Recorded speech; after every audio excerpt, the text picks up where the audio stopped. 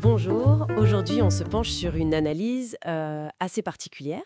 Elle explore les tensions actuelles autour de l'Iran, du détroit d'Ormuz et fait un parallèle, disons troublant, avec la période avant la guerre en Irak. Oui, bonjour. La source qu'on examine suggère une sorte de scénario qui se répète.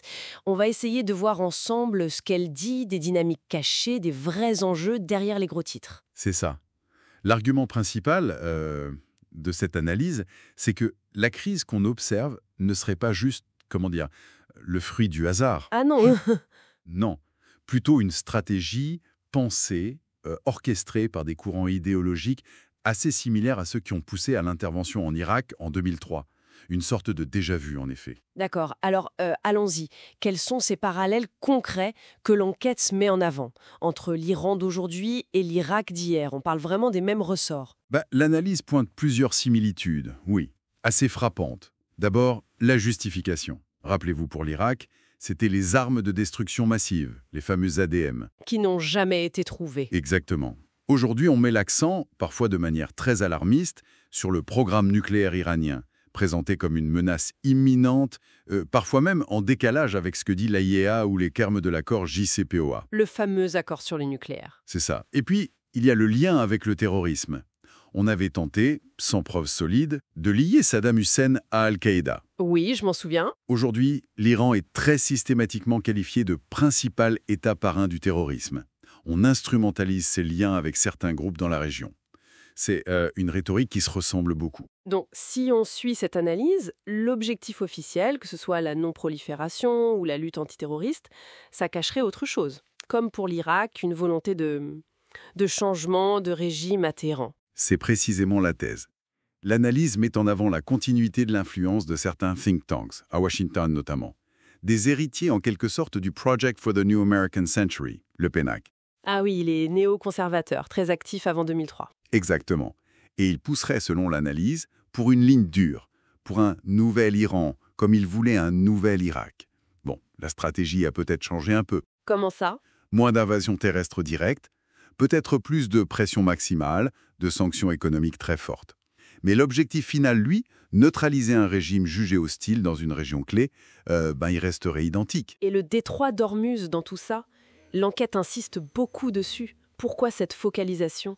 Ah, Ormuz, c'est vital. C'est le point de passage pétrolier le plus important au monde. L'analyse rappelle les chiffres, c'est assez colossal. Ouais. Plus de 21 millions de barils de pétrole brut chaque jour. C'est environ un tiers du commerce maritime mondial qui passe par là. Et il faut ajouter le GNL, le gaz naturel liquéfié, une part importante transite aussi par Ormuz. Donc une perturbation majeure là-bas. Ça aurait des conséquences énormes.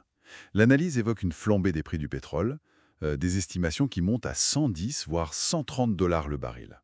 L'impact sur la croissance mondiale serait très lourd, surtout pour l'Asie et l'Europe, très dépendantes. Et l'analyse fait un lien direct avec l'Irak sur ce point précis du pétrole. Il y avait cette anecdote, je crois. Oui, un détail qui est rappelé et qui est jugé très révélateur. Quand Bagdad est tombé en 2003, le seul ministère qui aurait été vraiment protégé du pillage par les forces de la coalition, c'était le ministère du pétrole. Ah oui, quand même. L'analyse y voit un symbole fort, la priorité absolue donnée au contrôle des ressources énergétiques. Et donc, la concentration navale actuelle autour d'Ormuz, elle est interprétée dans cette même logique. Sécuriser, contrôler les flux. Ce qui devient vraiment intéressant et un peu subtil, c'est que d'après cette analyse, l'arme principale de l'Iran, ce n'est pas forcément un blocage total du détroit. C'est plus la menace. Exactement. C'est ça qui est clé. L'idée, ce n'est pas tant de fermer Ormuz, ce qui serait très risqué pour l'Iran aussi d'ailleurs. Oui, économiquement pour eux aussi. Bien sûr. Non, l'idée, c'est plutôt d'entretenir une certaine incertitude, une tension, par des actions de harcèlement de navires, des saisies, ou même juste la menace de poser des mines. Ça suffit à faire monter ce qu'on appelle le supplément de risque. Les primes d'assurance, les coûts de transport. Voilà, ça fait grimper les coûts, ça crée de la volatilité sur les marchés financiers. Et cette tension, en fait, elle servirait un peu de tout le monde, selon l'analyse. Téhéran y gagne un levier de pression. Et de l'autre côté? Et de l'autre côté, à Washington, par exemple, les partisans d'une ligne dure trouvent là une justification parfaite pour maintenir un déploiement militaire important et une posture agressive. C'est un jeu à double détente, en quelque sorte. Comment l'analyse les positionne? Alors, elle décrit une dynamique assez complexe.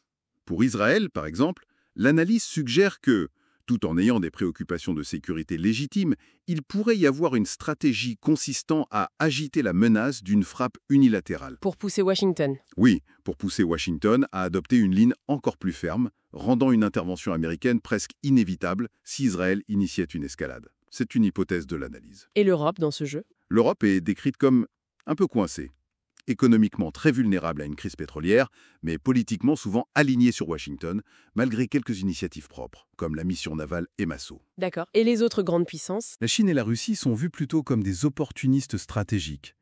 Elles soutiennent l'Iran, en partie pour contrer l'influence américaine et pour mouvoir un ordre mondial plus multipolaire. Mais en même temps, elles ne veulent pas d'un conflit régional majeur qui nuirait aussi à leurs propres intérêts économiques. Un équilibre précaire. Très précaire. Et l'analyse note aussi une conséquence interne en Iran. Cette confrontation externe a tendance à renforcer les factions les plus conservatrices, notamment le corps des gardiens de la révolution islamique, le CGRI. Bon, pour résumer un peu cette exploration des sources, l'argument central, et il est assez fort, c'est que la crise iranienne actuelle pourrait bien être une sorte de fabrication, une reprise du scénario irakien motivée au fond par des enjeux de domination régionale et de contrôle des ressources énergétiques, bien loin des justifications officielles qu'on entend. C'est tout à fait ça. L'analyse se termine d'ailleurs sur une mise en garde assez directe contre une possible tromperie délibérée et les risques d'une escalade basée sur des prétextes. Et ça nous amène, je crois, à une question pour prolonger la réflexion, en écho direct à cette enquête. Oui, laquelle? Face à ces similitudes vraiment troublantes avec ce qui s'est passé avant l'Irak, quels garde-fous existent réellement aujourd'hui? Quels mécanismes de contrôle, quelle vigilance citoyenne peuvent empêcher que les mêmes dynamiques ne nous conduisent à une nouvelle confrontation dont les motivations profondes seraient, encore une fois, peut-être dissimulées? C'est une excellente question et une question essentielle sur laquelle réfléchir. C'est sur cette interrogation que s'achève notre discussion d'aujourd'hui, basée sur l'analyse que nous avons explorée. Merci de nous avoir suivis.